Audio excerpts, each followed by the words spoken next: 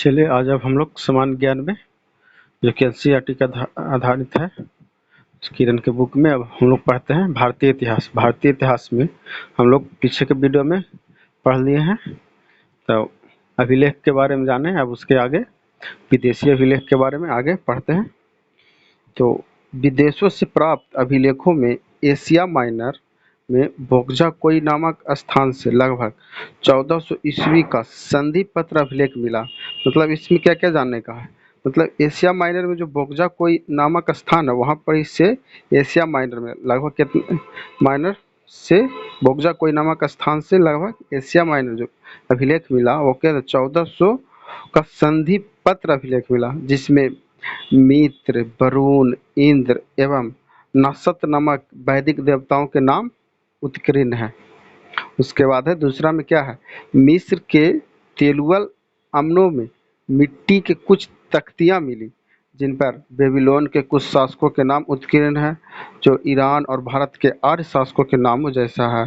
तो इसमें क्या क्या पढ़ने लायक है, इसमें है जैसे मिस्र के तेलुआ अमनों में मिट्टी का कुछ तख्त मिला और उस पर बेबीलोन के कुछ शासकों का नाम भी उत्कीर्ण हुआ, और जो ईरान और भारत के आर्य शासकों के नाम जैसा ही है। उसके बाद है अगला तीसरा में क्या है, पारसी पारसीपोलिया पारसीपोलिया एवं बेहुस्तिया अभिलेख से ज्ञात होता है कि ईरानी सम्राट दारा प्रथम ने सिंधु नदी घाटी पर अधिकार कर लिया। तो इसमें हम लोग क्या क्या याद करने लायक, जैसे पारसीपोलिया और बेलूचिस्तान अभिलेख है जो कि ईरानी सम्राट द्वारा प्रथम सिंधु नदी घाटी पर अधिकार कर लिया, उसके बारे में दिया गया है। वो आगे है मुद्राएं। मुद्राएं के बारे में जानते हैं तो 206 ईसा पूर्व से लेकर 300 ईस्वी तक भारतीय इतिहास का ज्ञान हमें मुख्य रूप से मुद्राओं की सहायता से ही मिलता है, से ही प्राप्त हो पाता है। इसके पूर्व सिक्कों पर लेख नहीं है और उन पर जो चिन्ह बने हैं उनका ठीक ठाक से ज्ञान नहीं है। ये सिक्के आहत सिक्के कहलाते हैं। तो इसमें हम लोग को जानने क्या क्या क्या याद करने लगते, इसमें है जैसे 206 ईसा पूर्व से लेकर 300 ईस्वी तक भारतीय इतिहास का ज्ञान है जो कि मुद्राओं की सहायता से ही प्राप्त होता है, और इसके पूर्व के सिक्कों पर लेख नहीं है और उन पर चिन्ह बने हुए हैं और उनका ठीक ठाक से ज्ञान नहीं है, इसीलिए सिक्के को आहत सिक्के कहलाते हैं। ये सिक्के को आहत सिक्के कहते हैं। मुद्राओं का उपयोग दान दक्षिणा, क्रय विक्रय तथा वेतन मजदूरी के भुगतान में होता था। शासकों के अनुमति से व्यापारिक संघ श्रेणियों ने भी अपने सिक्के चलाए। सर्वाधिक मात्रा में मुद्राएं मौर्योत्तर काल की मिलती है जो कि सीसा, प्रोटीन, तांबा, कांसा, चांदी और सोने से बनी है। तो जो इसमें क्या क्या याद करना है, इसमें जो कि मुद्राएं मौर्य काल में मिला जो कि किसका किसका बना था, सीसा का, तांबा का, कांसा का, चांदी का, सोना का, ये सब सिक्का सिक्का बना हुआ था। अब है कुषाण शासकों द्वारा जारी स्वर्ण सिक्के में सर्वाधिक शुद्धता थी, और वही गुप्तों ने सबसे अधिक मात्रा में स्वर्ण सिक्के चलाए। तो इसमें थोड़ा याद करने लायक क्या है, तो कुषाण शासक जो कि स्वर्ण सिक्का चला है लेकिन उनका सर्वाधिक शुद्धता था, वही गुप्त शासक ने जो स्वर्ण सिक्के चलाए उस मात्रा उनका अधिक था स्वर्ण सिक्के का। अब है धातु के टुकड़ों पर ठप्पा मारकर बनाई गई बुद्धकालीन आहत मुद्राओं पर पेड़, मछली, सांड, हाथी, अर्धचंद्र आदि वस्तुओं की आकृति होती थी। मुद्राओं से तत्कालीन आर्थिक दशा तथा संबंधित राजाओं की साम्राज्य सीमा का भी ज्ञान हो जाता था। कनिष्क के सिक्कों में उसका बौद्ध धर्म का अनुयायी होना प्रमाणित होता था। तो कनिष्क के सिक्के से हमें क्या, बौद्ध धर्म के अनुयायी होने का प्रमाणित मिलता था। और उस समय क्या था, धातु के टुकड़े पर जो कि ठप्पा मारकर बनाया जाता था, और बुद्धकालीन को आहत मुद्राओं पर कौन सी पेड़, मछली, सांड, हाथी आदि वस्तुओं की आकृति होती थी। और अब समुद्रगुप्त के कुछ सिक्कों पर यूप बना होता था, जबकि कुछ पर अश्वमेघ पराक्रम शब्द उत्कीर्ण होते थे, जिसमें उन्हें बीना बजाते हुए भी दिखाया गया। तो समुद्रगुप्त के जो सिक्के थे उस पर क्या क्या बना था, यूप बना हुआ था, और क्या था, और था कि जो कि अश्वमेघ पराक्रम शब्द लिखा हुआ था उस पर, और बीना बजाते हुए समुद्रगुप्त का चित्र बना हुआ था। उसके बाद है इंडो यूनानी तथा इंडो सिथियन शासकों के इतिहास के प्रमुख स्रोत सिक्के हैं। सातवाहन राजा सतकर्णी की एक मुद्रा पर जलपोत उत्कीर्ण होने से उनके द्वारा समुद्र विजय का अनुमान लगाया गया। चंद्रगुप्त द्वितीय की व्याघ्र शैली चांदी की मुद्राओं से उनके द्वारा पश्चिम भारत के शकों पर विजय सूचित होती है। स्मारक एवं भवन उत्तर भारतीय मंदिरों की कला शैली नागर शैली कहलाती है। दक्षिण भारतीय मंदिरों की कला शैली द्रविड़ शैली कहलाती है। उत्तर भारतीय मंदिर की शैली नागर शैली और दक्षिण भारतीय मंदिरों की कला शैली द्रविड़ शैली कहलाती है। जबकि दक्षिण पथ के वे मंदिर जिसमें नागर एवं द्रविड़ दोनों शैलियों का उपयोग है उसे बेसर शैली कहते हैं।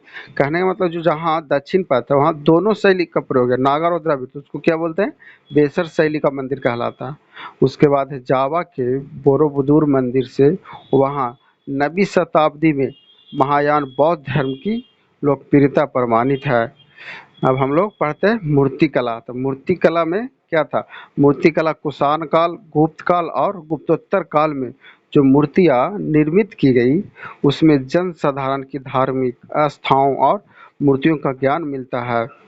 कुषाण कालीन मूर्तियों में जहाँ विदेशी प्रभाव अधिक हैं, वहीं गुप्त कालीन मूर्तियों में स्वाभाविकता परिलक्षित होती है, जबकि गुप्तोत्तर काल में सांकेतिकता अधिक है।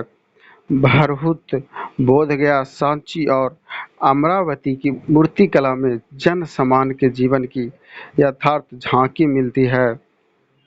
उसके बाद है चित्रकला। चित्रकला में जो किस क्या है? अजंता की गुफा में उत्कीर्ण माता और शिशु तथा मरणासन राजकुमारी जैसे चित्रों की शाश्वत सर्वकालिक है, जिसमें गुप्तकालीन कलात्मक और तत्कालीन जीवन की झलक मिलती है।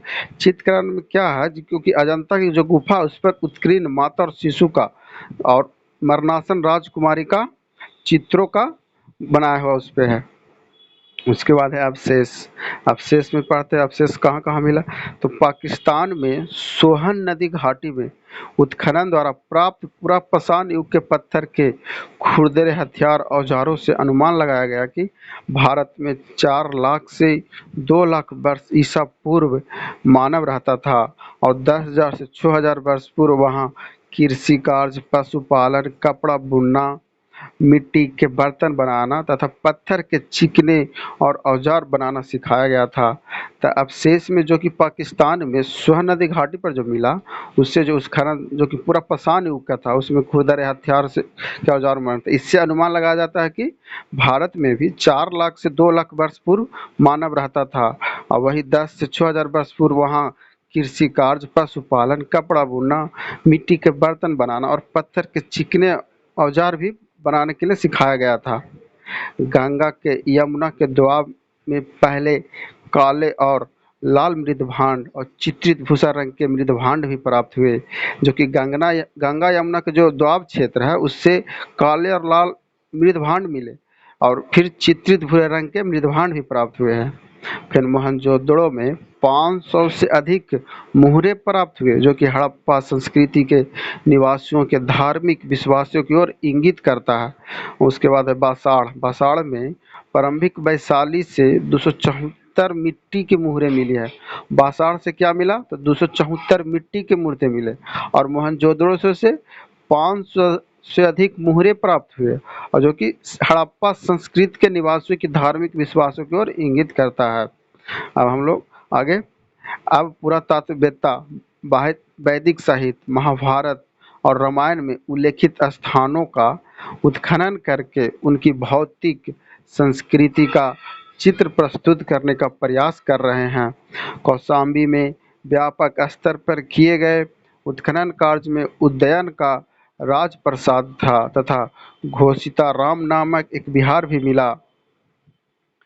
अतिरंजी खेड़ा आदि की खुदाइयों से ज्ञात होता है कि देश में लोहे का प्रयोग ईसा पूर्व 1000 के लगभग आरंभ हो गया था। मतलब अति खेड़ा से में जो खुदाई हुई उससे देश में क्या लोहे का प्रयोग के बारे में लगभग 1000 ईसा पूर्व से आरंभ हो गया था, इसके बारे में जानकारी मिलता है। और रोमिला थापर के अनुसार लोहे का उपयोग 800 ईसा पूर्व में आरंभ हुआ। तिरांजी खेड़ा से मिला तो लगभग कि 1000 ईसा पूर्व से लगभग आरंभ हुआ लोहे का, लेकिन रोमिला थापर के अनुसार लोहे का उपयोग 800 ईसा पूर्व में आरंभ हुआ था। दक्षिण भारत में अरिकमेडु नामक स्थल की खुदाई से रोमन सिक्के, दीप का टुकड़ा तथा बर्तन आदि भी मिले। दक्षिण भारत में जो खुदाई हुए अरिकमेडु में, वहाँ पर इसे रोमन सिक्के और दीप का टुकड़ा भी मिला और बर्तन आदि से भी मिला, जिससे यह पुष्टि हुआ कि ईसा की आरंभिक शताब्दियों में रोम तथा दक्षिण भारत के मध्य घनिष्ठ व्यापारिक संबंध था। Subscribe my channel.